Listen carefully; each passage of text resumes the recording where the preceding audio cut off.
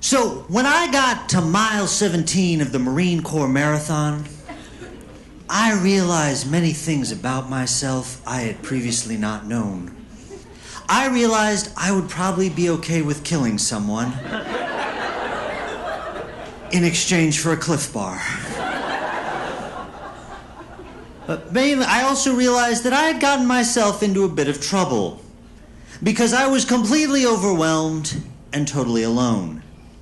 Because there was nobody around to help me, and to make matters worse, my own mind had turned against me. Because the only thoughts I could seem to hear were the voices of pain and self-doubt. This is hard. Dude, you're not strong enough. Apparently my internal monologue is done by the cast of Glee. But worst of all was the voice that kept repeating over and over again, why don't you just give up? But in that moment, I heard another voice.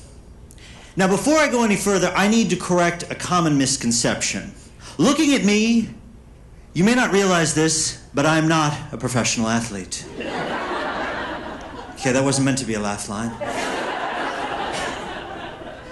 I'm not an amateur running enthusiast. Hell, I didn't even stay at a Holiday Inn Express the night before this marathon. Okay, good. I'm glad some people remember that ad campaign. I say all that so you understand that when I got to mile 17, I hit the wall hard because my body has just gone further than it ever thought possible. But at the same time, my mind has to try and explain to my body that we actually have almost 10 more miles to go. When my body gets this memo, it gets upset, then it gets angry, and then it gets organized. And it speaks to me with one voice. Hi, I'm Pain. I represent Local 381, the International Brotherhood of your ankles, your knees, your back, your shoulder, your head. And that thing that dangles at the back of your throat, nobody knows what the hell it's called.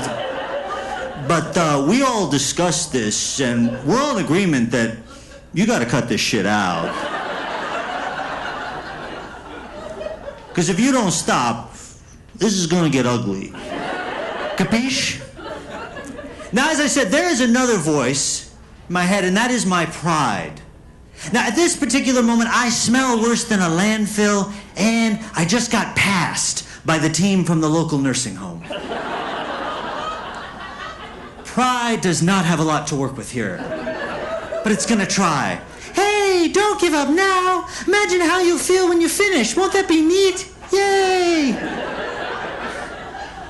So I go a little further, and Pain immediately escalates what had been a labor dispute into a full-blown hostage crisis.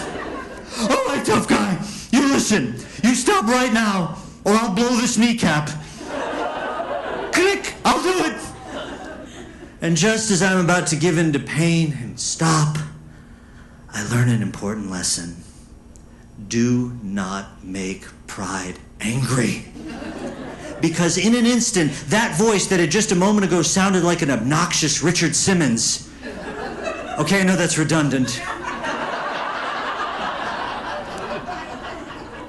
That voice suddenly becomes the meanest Marine drill instructor that ever crawled out of Paris Island. Please do not tell me you are seriously thinking of stopping now, maggot. After all those months of training, giving up your Saturdays and running in the rain, if you think I'm about to let you quit now, you are sorely mistaken, mister. I tried to reason with pride. Hey, we've come this far. That's an accomplishment. And I gotta tell you, I'm in a lot of pain here. This last point just makes pride even angrier. Pain? You want pain? I will give you pain. Tell me, how did it feel just a few months ago when you got your hand slammed in the door of a Lincoln Town car? But now tell me, how did it feel over 20 years ago when you spilled your drink on your pants and your date told everybody at freshman homecoming that you had wet yourself? Oh gosh, that still hurts. I thought you were here to help me. I am here to help because I am here to remind you of one simple thing. Him, pain, he is temporary. He is gone later tonight after a couple Motrin. But me, I am with you forever. So you think about that and how you're going to feel today, tomorrow, and anytime you think about this marathon for the rest of your life if you quit now. I know, I really do want to finish this. I just don't think I got it in me. I don't think I'm strong enough. And to that, pride just seems to smile and say, oh, you are strong enough, and I'm going to show you are. Because aren't you the man who once drove 500 miles in one weekend on a total of 4 hours of sleep while battling the flu just so you could stand next to your best friend on the most important day of his life? And are you not the man who busted his ass for 4 long years so you could graduate with honors and hear your mother say it was one of the proudest days of her life? And are you not the man who 6 months ago could barely run around the block, and yet you've just gone almost 20 miles? If you could do any one of those things, you can surely shut up and give me a few more steps. Then I push on a little further.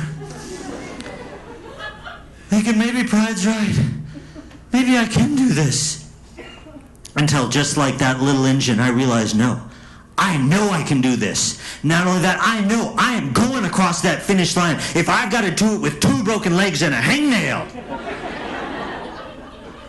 And when I get there and I see the finish line in the distance, I don't even hear pain anymore. I don't hear pain. I don't hear self-doubt. I barely even hear the crowd. And when I hit that finish line, and with the last bit of strength I have, I raise my arms up over my head.